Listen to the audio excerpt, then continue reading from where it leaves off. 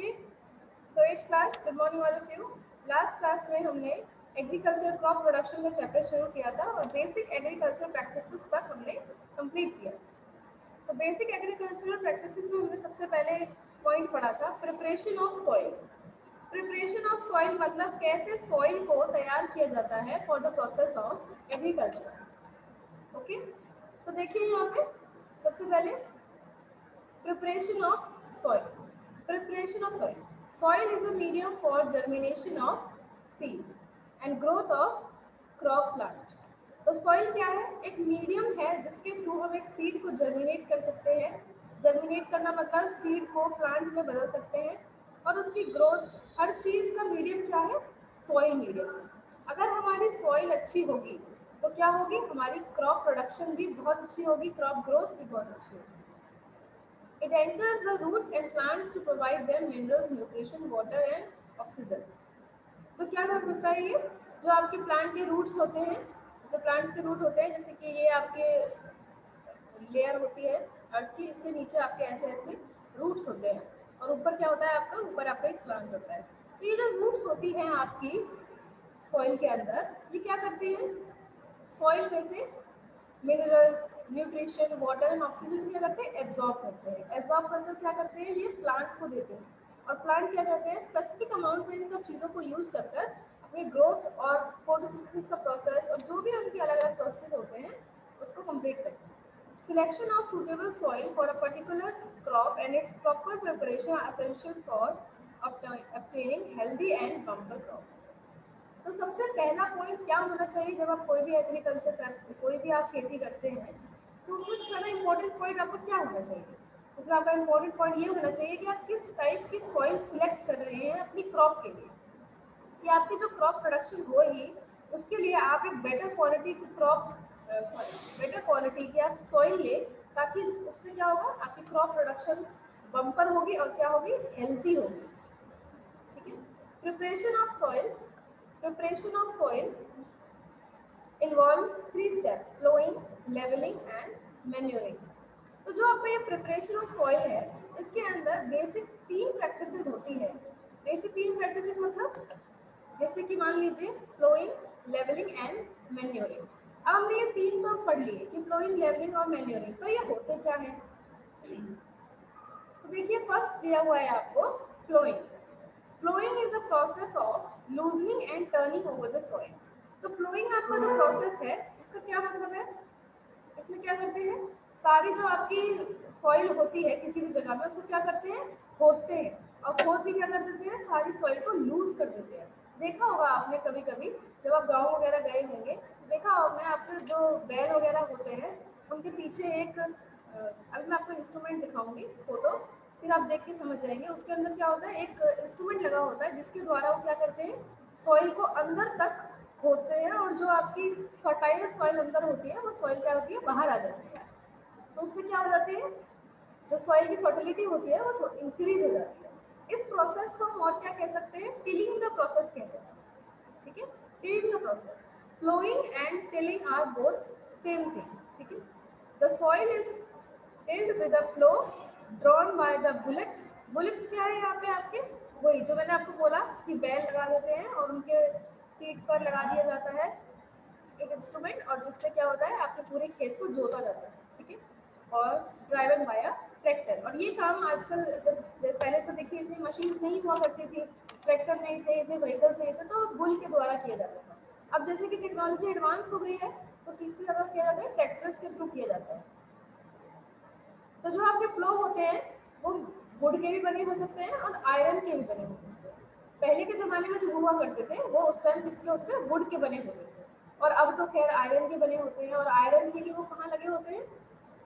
Tractors में लगे होते हैं, जिसके द्वारा प्लोइंग का प्रोसेस किया जाता है। Ploughing by tractor is much faster and more efficient.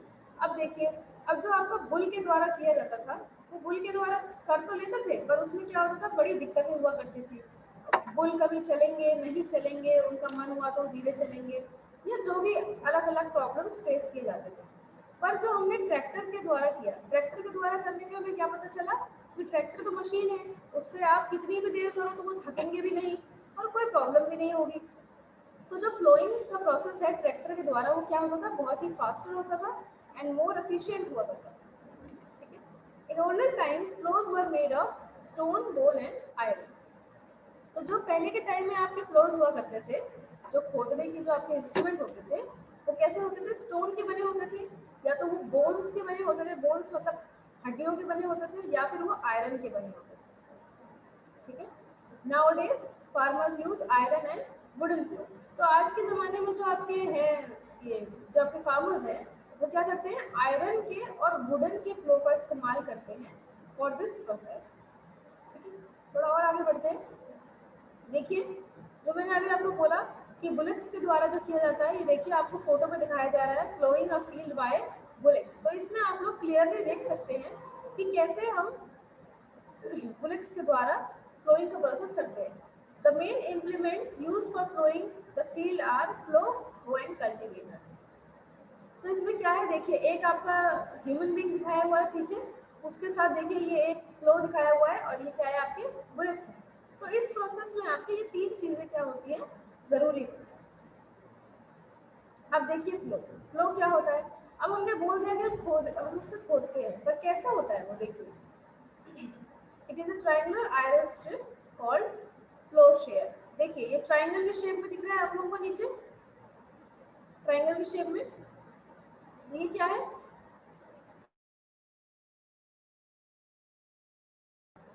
तो ये जो ट्रायंगल के शेप में आपको दिखाया हुआ है, ये है आपका फ्लो, ठीक है। ये देखिए ये जो आपको फोटो में फ्लो दिखाया हुआ है, ये क्या है, वुडन है, वुडन फ्लो है, ठीक है। It is attach to one end the long wooden long. अब देखिए ये जो आपका एक ये जो फ्लो शेयर है, ये आपका एक लॉन्ग इस डंडी से क्या है, अटैच्ड है, ठीक है, अटैच्ड है ना इससे। तो इससे क्या करते हैं लोग, इसे ऐसे जमीन में मारा जाता है और ऐसे खोदा जाता है, ठीक है, द फ्लो शाफ्ट। और ये जो लॉन्ग आपकी डंडी होती है, इसे क्या बोलते हैं, plough shaft. The other end of plough shaft is attached to a wooden beam. For tilling the soil, the beam is placed on the neck of the two bulls.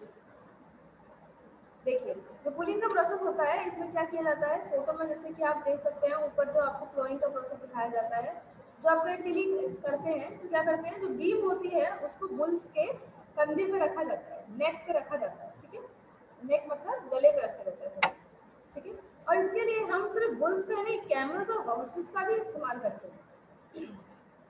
The flow is also used for mixing manure, fertilizers in the soil or for removing weeds from it. तो जब हम manure और fertilisers को मिलाते हैं तो भी हम क्या करते हैं, फ्लोइंग का प्रोसेस कर सकते हैं। जैसे मान लीजिए कि हमने पूरे फील्ड पर मैन्योर और फर्टिलाइजर्स फैला दिए, अब हम चाहते हैं कि वो थोड़ा अंदर तक जाए और जो भी अंदर भी जो आपकी फर्टिलिटी है अंदर के सॉइल की, उसको भी इंक्रीज कर दे। तो क्या कर सकते हैं, हम फ्लोइंग का प्रोसेस कर सकते हैं। तो इससे क्या होगा, आपने जो फील्ड के ऊपर फेंके मैन्योर फर्टिलाइजर्स, वो क्या होंगे, जैसे आप फ्लोइंग का प्रोसेस करेंगे तो वो अंदर चले जाएंगे, क्योंकि अंदर की मिट्टी निकल के बाहर आती है और बाहर की मिट्टी अंदर जाती है in the process of ploughing. तो उससे क्या होगा, आपकी जो सॉइल है उसकी फर्टिलिटी इंक्रीज हो जाएगी। Following is being used from ancient time, however the indigenous ancient flow has been now replaced by the iron flow। अब जो आपका ये फ्लो है, ये एंशिएंट टाइम से चला आ रहा है, मतलब बहुत पुराने समय से चला आ रहा है। पर फर्क क्या हुआ है इसमें, फर्क ये हुआ है कि पहले के टाइम पे जो आपके एंशिएंट फ्लो जो यूज किए जाते थे वो वुडन की होते थे, जिसे रिप्लेस कर दिया है आयरन ने, जिसे रिप्लेस कर दिया है आयरन ने। तो वुडन के क्या होते थे, कई बार वो टूट जाया करते थे वुडन के जो होते थे, बट आयरन के तो टूटेंगे नहीं, सो आयरन के फ्लो का इस्तेमाल किया जाता है, ठीक है। नेक्स्ट है आपका हो, नेक्स्ट इज योर हो, ठीक है। देखिए इसमें क्या होता है, it is also use for tilling and removing weeds from a field. तो जो आपका हो होता है उसे हम यूज करते हैं for the process of tilling, और उसमें क्या होता है, रिमूव करते हैं weeds from the field. Weeds क्या होते हैं, इट्स टाइप ऑफ पेस्ट जो आपकी क्रॉप में, जो आपकी सॉइल को खराब कर सकते हैं, ठीक है। तो उसमें होते हैं, it is a long rod of iron और वुड। ये क्या होती है, एक लॉन्ग रॉड होती है आयरन और वुड की, A broad and strong iron plate is attached to one end of the rod. तो क्या होता है, एक ब्रॉड आयरन की जो आपकी प्लेट होती है वो अटैच होती है आपके एक एंड से वुड के या फिर रॉड के, जो भी आपकी रॉड बनी हो, चाहे वुड की हो चाहे आयरन की, तो वो एक एंड से इसे अटैच होती है। It works like a blade to loosen the soil. तो एक ब्लेड की तरह वर्क करता है, किसको, सॉइल को लूज करके। Okay, this was your Q. देखिए, ये देखिए, ये आपको दिख जाएगा, ये क्या है, कल्टीवेटर ट्रैक्टर। ये देखिए, ये दिस इज योर होप। अब देखिए यहाँ पे ये आपको दिख रहा है, ये पोर्शन मैं आपको मार्क करके दिखाती हूँ। देखिए देखिए, ये पोर्शन आपको दिख रहा है, ये क्या है, एक लॉन्ग रॉड से अटैच्ड, ठीक है। और ये क्या करते हैं, एनिमल्स के द्वारा। देखिए यहाँ पे ये लॉन्ग रॉड दिखाई दे रही होगी आप लोगों को, मैंने जो रेड मार्क किया है, ये नेक पे होती है और इससे क्या करते हैं, फ्लोइंग का प्रोसेस किया जाता है, ठीक है। Next is your cultivator. Nowadays, plowing is done by tractors. The use of cultivators save the time and labor. अब देखिए, अब इसमें क्या है, देखो 1 2 3 4 5 लगे हुए हैं। 5 से क्या होता है, a large area of field एक बार में आप कर सकते हैं, फ्लो कर सकते हैं, ठीक है। फ्लोइंग उसकी कर सकते हैं, टिलिंग कर सकते हैं। तो इससे क्या होता है, इससे इससे क्या होता है, कल्टीवेटर्स का जो टाइम होता है वो टाइम सेव हो जाता है उनका। और क्या हो जाता है, उससे लेबर की उनको आवश्यकता नहीं पड़ती। तो क्या होगा, अगर ये जो हम इसके बुलेट्स के द्वारा करते थे, उसमें तो एक ही लगाव होता था, तो हमें क्या करना पड़ता था, 5 लेबर लगाने पड़ते थे इसके लिए। तो 5 लेबर का काम अगर एक ही ट्रैक्टर कर रहा है, तो इससे क्या हो रहा है, लेबर की आवश्यकता कम पड़ रही है आपको, और टाइम क्या हो रहा है, कम कंज्यूम हो रहा है। तो this is the benefit of cultivator, tractor cultivator. अब देखिए एडवांटेजेस ऑफ फ्लोइंग क्या क्या है। अब हमने फ्लोइंग का प्रोसेस तो किया, पर क्यों इंपॉर्टेंट है ये प्रोसेस करना। देखिए, ploughing loosens the soil which allow easy and deeper penetration of root. अब जो हम ये करते हैं फ्लोइंग का प्रोसेस, इससे क्या होता है, सॉइल जो होती है वो आपकी लूज हो जाती है।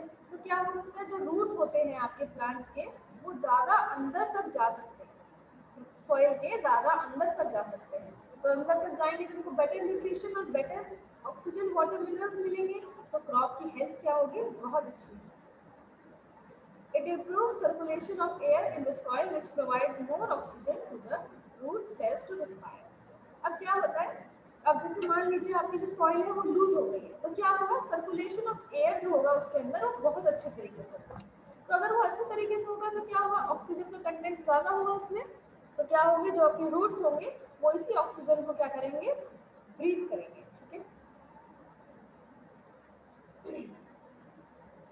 और जो आपके प्लांट के सेल्स होंगे दे कैन रिस्पायर इजीली, ठीक है।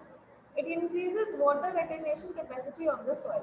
वाटर रिटेनेशन कैपेसिटी मतलब सॉइल में वाटर सोखने की जो आपकी कैपेसिटी होती है वो ज़्यादा हो जाएगी। लूजन health worms and microbes grow, this increases fertility of the soil. अब जो लूजन सॉइल होती है उसके अंदर जो आपके worms होते हैं, माइक्रोब्स होते हैं, वो जल्दी ग्रो कर सकते हैं, ठीक है। तो क्या होता है, इससे क्या होता है कि सॉइल की फर्टिलिटी इंक्रीज हो जाती है। Growing uproots desirable plants and weed growing in the field. तो growing का प्रोसेस क्या है, जो भी आपके अनडिजायरेबल प्लांट्स होते हैं, जैसे मान लीजिए आपके ऑलरेडी इसमें कुछ प्लांट्स लगे हुए हैं, तो आपने ग्रोइंग का प्रोसेस करते हैं आप, तो उससे क्या होता है, जो आपके अनवांटेड प्लांट्स होते हैं वो निकल जाते हैं।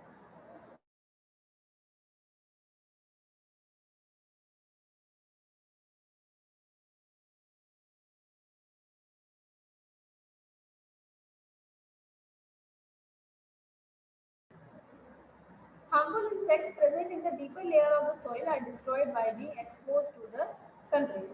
अब जो आपके हार्मफुल इंसेक्ट्स होते हैं जो आपके सॉइल के अंदर दबे हुए हैं, मान लीजिए दबे हुए हैं उसके अंदर, तो क्या होगा, फ्लोइंग के प्रोसेस से वो ऊपर आ जाएंगे। तो उससे क्या होगा कि वो जो सन रेज पड़ेगी ऊपर से, जो हार्मफुल सन रेज पड़ेगी उनके ऊपर, तो उससे क्या होगा, वो डिस्ट्रॉय हो जाएगी। Ploughing mixes manure and fertilisers with soil. अब हमने ये चीज़ पहले भी पढ़ी है कि फ्लोइंग की प्रोसेस से क्या हो सकता है, फर्टिलाइजर्स एंड जो आपके मैन्योर है वो अच्छे से आपके सॉइल में मिक्स हो सकते हैं। ठीक है, तो this was your some better advantages of ploughing. तो ये क्या है, आपके कुछ आपके एडवांटेजेस थे प्रोसेस ऑफ फ्लोइंग के। फिर देखिए लेवलिंग का प्रोसेस दिया हुआ है। ठीक है, फ्लोइंग हमने पढ़ा था सॉइल प्रिपरेशन में, 3 आपके थे प्रोसेस। तो सेकंड प्रोसेस क्या है आपका, लेवलिंग का प्रोसेस। ठीक है, the field is leveled. The field is leveled by sowing the seeds for irrigation and breaking the big pieces of soil crumbs. तो इसका मतलब क्या है, जो हम लेवलिंग करते हैं उसमें क्या कर सकते हैं आप, levelling is done by sowing the seeds. मतलब जो सीड्स हैं उनको बो सकते हैं और उसके बाद क्या कर सकते हैं, इरिगेशन कर सकते हैं। और क्या कर सकते हैं, जो बड़े बड़े आपके सॉइल के लम्स होते हैं, लम्स समझते हैं आप लोग क्या होता है, क्रम्स, मतलब बड़े बड़े जो अपनी गांठें होती हैं सॉइल की, उनको तोड़ने के लिए भी यूज किया जाता है। ठीक है, द वुडन प्लैंक और iron leveller is use to make the ploughing field level. अब देखिए ये जो आपको डायग्राम में वुडन लेवलर दिखाया हुआ है, this is the instrument used for levelling the process. Okay, तो इससे क्या करते हैं हम, लेवलिंग का प्रोसेस करते हैं। इससे क्या होता है, जो आपकी सॉइल होती है उसको एक लेवल पे लाया जाता है। जो बड़े बड़े आपके क्रम्स होते हैं उनको तोड़ दिया जाता है और जो सॉइल होती है वो एक पर्टिकुलर लेवल पे आ जाती है। अब लेवलिंग का प्रोसेस इंपॉर्टेंट क्यों है, why leveling is essential, because it prevents loss of moisture from the soil. अगर हम ये कर देते हैं लेवलिंग का प्रोसेस, इससे क्या होगा, जो सॉइल में जो मॉइस्चर प्रेजेंट है वो लॉस नहीं होगा, मतलब खत्म नहीं होगा, उसमें कहीं जाएगा नहीं moisture. Water logging in the field and thus help uniform irrigation. अब अगर आप सॉइल को एक जगह पर लेवल कर देते हैं तो उससे क्या होगा, जो उसकी वाटर टेकिंग कैपेसिटी है वो क्या होगी, बढ़ जाएगी। और जो आप इससे क्या होगा, आपको यूनिफॉर्म इरिगेशन करने में, मतलब इरिगेशन का मतलब क्या होता है, पानी वानी देना और प्लांट्स का केयर करना, इसमें क्या होगा, आपको हेल्प होगी। Loss of upper layer of soil from being blown away by wind. तो अगर आप लेवलिंग कर देते हैं तो उसके बाद क्या होगा, जो आपकी अपर लेयर ऑफ सॉइल होती है उसको कोई नुकसान नहीं होगा, वो हवा से उड़कर कहीं और नहीं जाएगी। ठीक है, फिर उसके बाद ये आप डायग्राम देख सकते हैं। फिर है आपका प्रोसेस मैन्योरिंग। ठीक है, मैन्योरिंग का मतलब क्या हुआ, manure is added to the soil before tilling to increase its fertility. Tilling helps in proper mixing of manure and fertilizers with the soil. अब आपका जो मैन्योरिंग का प्रोसेस होता है इसमें क्या करते हैं हम, मैन्योर क्या करते हैं, मैन्योर का यूज करते हैं और उन्हें डालते हैं सॉइल में बिफोर टिलिंग। बिफोर टिलिंग मतलब फ्लोइंग के प्रोसेस से पहले। तो उससे क्या होगा कि आपकी जो सॉइल की फर्टिलिटी है वो इंक्रीज हो जाएगी, जैसे कि मैंने आपको पहले बताया था। और टिलिंग क्या करते हैं, it helps in proper mixing of manure and fertiliser. तो मैन्योर और फर्टिलाइजर्स को मिक्स करने के लिए अच्छे से यूज किया जाता है मैन्योर का process. Selection and sowing of seeds. देखिए selection of sowing of seeds. अब सिलेक्शन में हमने क्या बोला था कि हमें एक गुड क्वालिटी की सीड्स जो है वो सिलेक्ट करनी होगी, और उसके लिए तो उससे क्या होगा, हमारी जो क्रॉप होगी वो बहुत अच्छी होगी। Seed quality. First point is seed quality.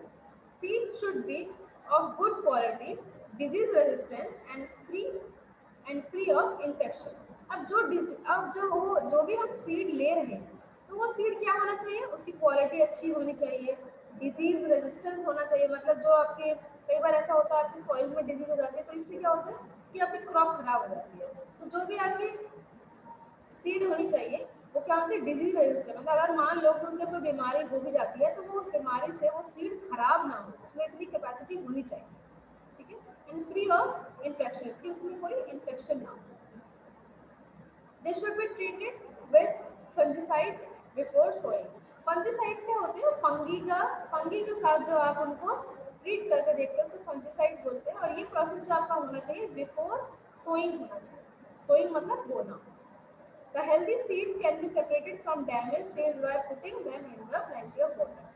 अब हमें क्या करना चाहिए, जो भी आपके, मान लीजिए आपको लगता है कि आपकी जो हेल्दी सीड्स हैं उसके अंदर कुछ खराब सीड भी आपके प्रेजेंट है, तो आप क्या कर सकते हैं उसमें आप ये कर सकते हैं कि प्लेंटी ऑफ वाटर के अंदर आप सीड्स को डाल सकते हैं। तो उससे क्या होगा, जो आपकी हेल्दी सीड्स होगी वो नीचे बैठ जाएंगी और जो बेकार सीड्स होंगी वो ऊपर फ्लोट करने लगेंगी। तो इससे क्या होगा, कि आपके बेकार सीड्स बाहर निकल जाएंगे और हेल्दी सीड्स आपको मिल जाएंगे। ठीक है, next process your proper sowing of seed. Seeds should be sown in moist soil at proper time, in proper season and proper depth. There should be a proper spacing between the seed sown. अब proper sowing का मतलब क्या है? Proper sowing का मतलब ये है कि जो हम सीड्स को बो रहे हैं उसको बोने का एक प्रॉपर टाइम होना चाहिए। हमें पता होना चाहिए कि अगर हम इस टाइम पर ये क्रॉप लगाएंगे तो इसकी प्रोडक्शन क्या होगी, अच्छी होगी। और अगर हम दूसरे टाइम पर दूसरी क्रॉप लगाएंगे तो क्या कुछ भी हो सकता है, मौसम उसके हिसाब से नहीं होगा तो क्रॉप खराब हो सकती है, आपकी मेहनत खराब हो सकती है। तो उसके लिए प्रॉपर सीजन आपको पता होना चाहिए, प्रॉपर डेप्थ आपको पता होना चाहिए कि कितने डेप्थ तक आपको उसे डालना है ताकि वो अच्छे से ग्रो करे। ठीक है, तो this was your proper sowing of seed.